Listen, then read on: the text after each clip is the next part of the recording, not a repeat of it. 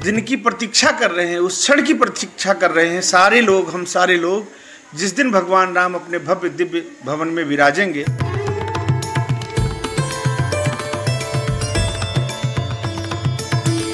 जितने भी हिंदुस्तान के लोग हैं बहुत ज़्यादा एक्साइटमेंट हैं और बहुत वो सब चाहते हैं अगर ऐसा मौका उनको मिले तो हम कह रहे हैं कि पूरा हिंदुस्तान यहाँ आके उनको स्थापना देखना चाहेगा।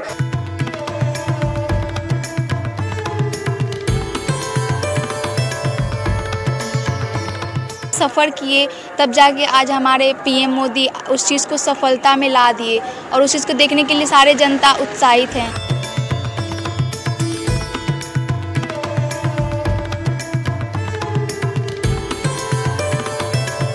सदियों से हम लोग जिसका इंतज़ार कर रहे थे वो अभी 22 जनवरी को आने वाला है और हमारे प्राइम मिनिस्टर श्री नरेंद्र मोदी जी इसका उद्घाटन करने वाले हैं।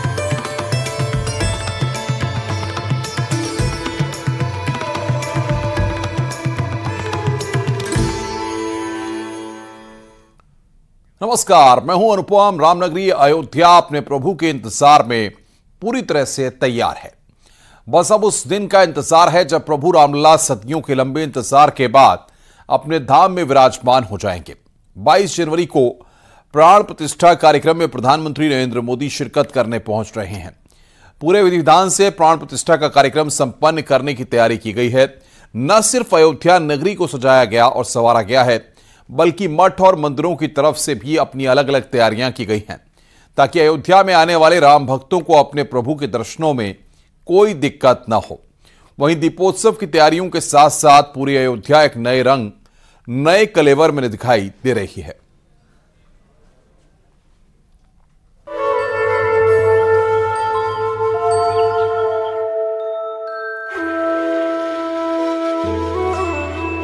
जय सिया राम, जय जय सिया राम।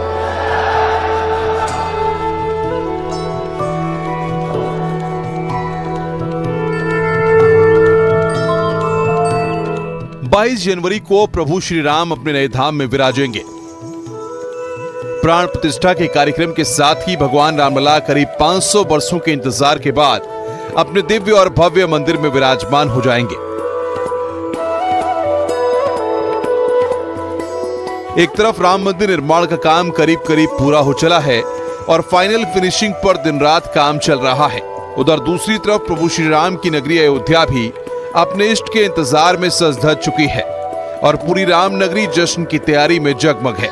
बहुत अच्छा, पहले मैं इसके पहले भी आ चुका हूं, लेकिन उसके पहले और अभी में बहुत अंतर है और मुझे लगता है कि आने वाले दिनों में काफ़ी विकास होगा यहाँ पर, क्योंकि पूरे विश्व से श्रद्धालु यहाँ पर आएंगे तो काफ़ी अच्छा माहौल रहेगा। मैं बस इतना देखना चाहती हूँ कि उस दिन कितनी एक्साइटमेंट होगी सबके अंदर वो चीज़ देखने के लिए, और मुझे भी वही चीज़ है कि मैं देखूँ, बहुत अच्छे से देखूँ और सब चीज़ मुझे बहुत खुशी है। भीड़ देख करके ही आप लोग समझ सकते हैं कि जो राम जन्मभूमि पर दीपोत्सव होने वाला है, आप सब अंदाज़ा लगा सकते हैं कितना हर्षोल्लास के साथ सारे श्रद्धालु आते हैं और हम सबको भी बहुत खुशी हो रही है कि हम लोग अपने हाथ से दीपक जलाएंगे श्री राम जन्मभूमि पर।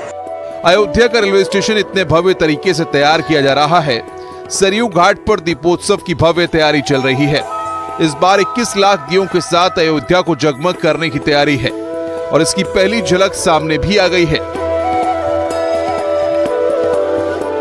पूरा सरयू घाट और तमाम मठ मंदिर भव्य तरीके से जगमगाते दिख रहे हैं। उस रामराज की परिकल्पना क्या की जा सकती है, जिस रामराज की परिकल्पना सहस्त्रों फण वाले शेषनाग भगवान नहीं कर सके।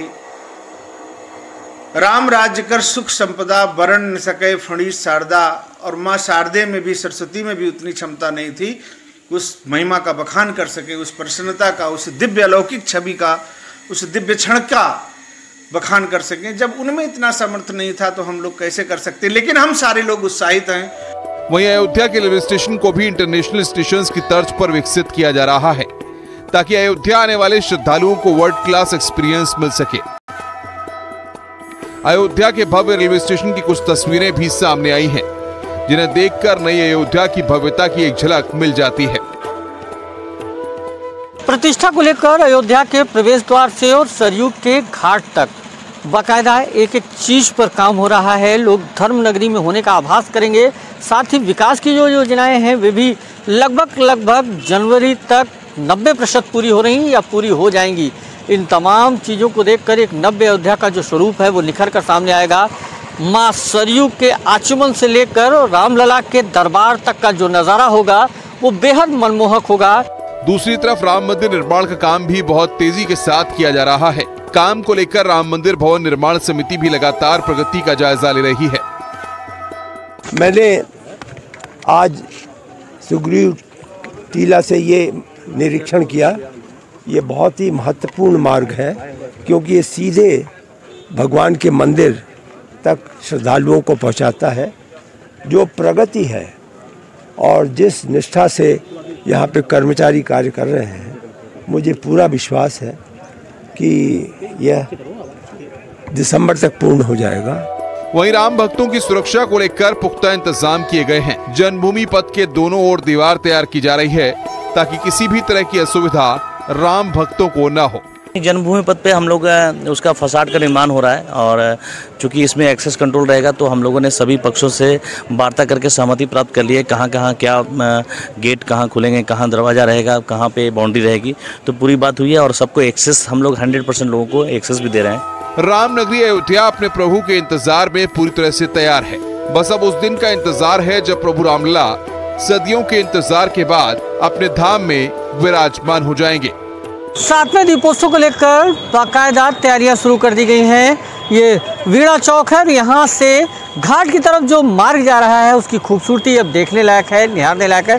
बाकायदा बड़े बड़े गेट बनाए गए हैं, खूबसूरत लाइटिंग से इनको सजाया गया है। जैसा कि मुख्यमंत्री योगी आदित्यनाथ ने मंशा जाहिर की थी कि 7वां दीपोत्सव बेहद खास इसलिए भी है क्योंकि रामलला के प्राण प्रतिष्ठा के ठीक पहले है।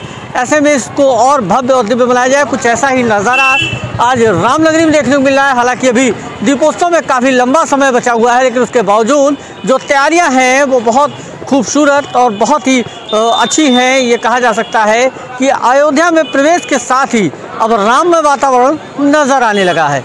अयोध्या से न्यूज़ 18 के लिए निमित गोस्वामी।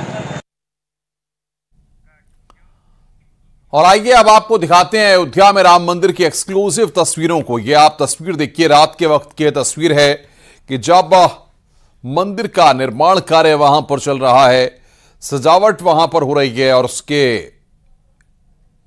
दृश्य हमारे पास आए हैं जो हम आपकी स्क्रीन पर आपको दिखा रहे हैं। रात के वक्त के दृश्य हैं। अयोध्या राम मंदिर निर्माण किस तरीके से भव्य मंदिर पूरी तरह से तैयार है, वो दृश्य हम आपको दिखा रहे हैं आपकी स्क्रीन पर। उत्सव की भव्य तैयारियां वहां पर, प्रभु श्री राम का इंतजार है और अयोध्या पूरी तरह से तैयार है। ये एक्सक्लूसिव तस्वीरें इस वक्त हम आपकी स्क्रीन पर आपको दिखा रहे हैं। आप अपनी स्क्रीन पर इन एक्सक्लूसिव तस्वीरों को देख रहे हैं किस तरीके से भव्य राम मंदिर और रामनगरी के घाट पूरी तरह से सज धज कर तैयार हैं।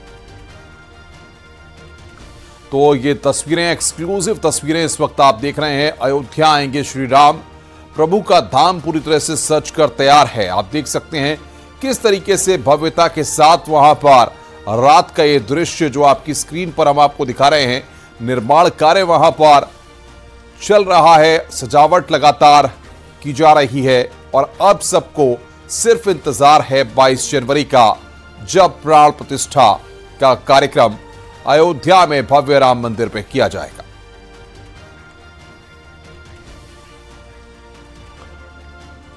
आगे बढ़ते हैं, देखते हैं कुछ और खबरें। बार बार लिफ्ट फंसने के मामले लगातार सामने आ रहे हैं। ऐसा ही एक मामला सामने आया है ग्रेटर नोएडा में, जहां पर करीब 30 मिनट तक एक शख्स लिफ्ट में फंसा रहा।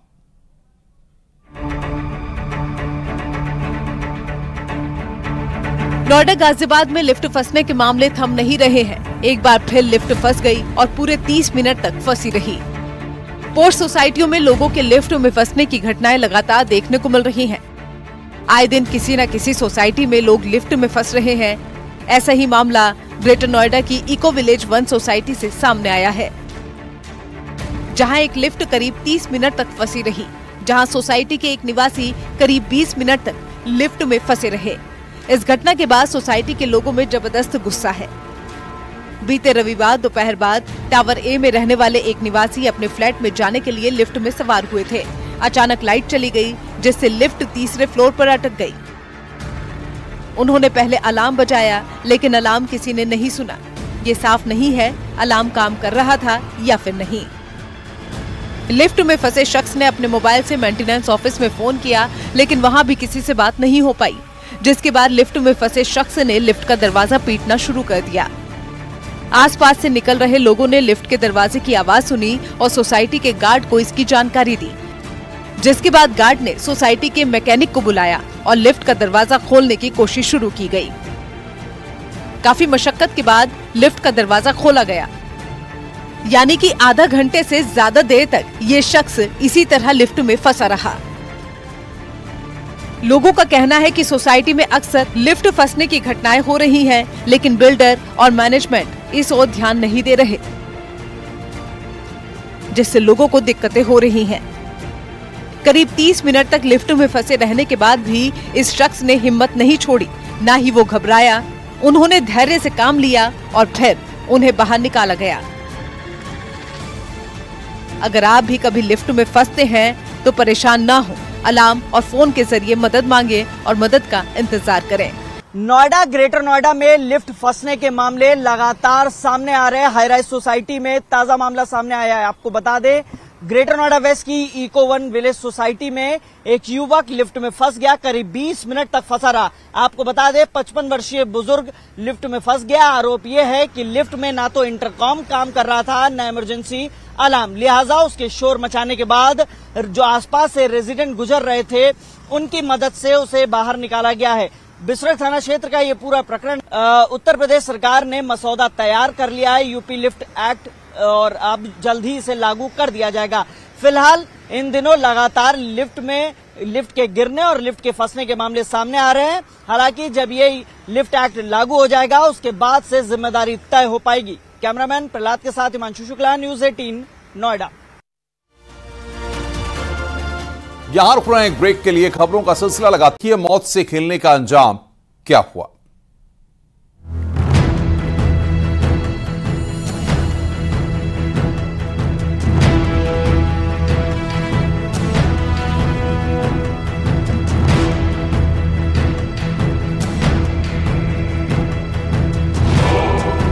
ये है मौत के साथ मजाक, मौत के साथ खिलवाड़, मौत के साथ मस्ती।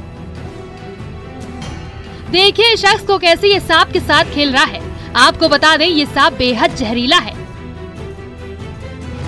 लेकिन इस लड़की को कोई परवाह नहीं। वो सांप को ऐसे पकड़ रहा है मानो सांप नहीं रस्सी हो। लेकिन कभी सांप को हाथ से उठाता है तो कभी इसे गले में डालता है।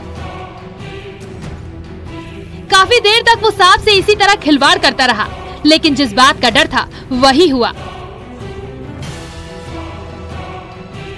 सांप ने लड़की के मुंह पर काट लिया, जिसके बाद लड़की की हालत बिगड़ने लगी। उसे अस्पताल ले जाया गया, लेकिन उसे बचाया नहीं जा सका। अब सवाल ये है कि आखिर ये लड़का सांप से खिलवाड़ क्यों कर रहा था? क्या वो नहीं जानता था कि सांप के काटने से वो मर सकता है? दरअसल ये लड़का नशे का आदी था।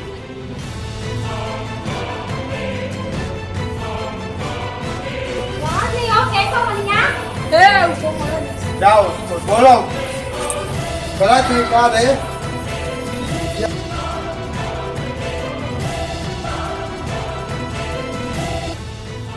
जिस वक्त इस लड़के के घर में सांप निकला वो उस वक्त नशे में था। उसे समझ नहीं आ रहा था कि जो वो कर रहा है उसका परिणाम क्या हो सकता है। उसे सांप के साथ खेल करना भारी पड़ गया। जैसे ही लड़के ने सांप को चेहरे के करीब लाया, सांप ने उसके चेहरे पर काट लिया। लड़के को समझ ही नहीं आया कि क्या हुआ, क्योंकि वो नशे में डूबा हुआ था। जब लोगों को पता चला तो उसे अस्पताल ले जाया गया, लेकिन तब तक उसकी मौत हो चुकी थी।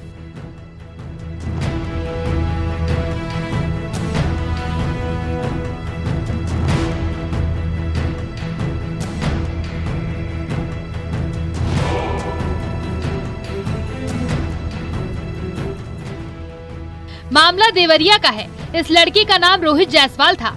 लोगों का कहना है कि वो नशे का आदी था और नशे में भूल जाता था कि वो क्या कर रहा है। नशे में ये स्टंट करना रोहित को भारी पड़ गया और उसकी मौत हो गई।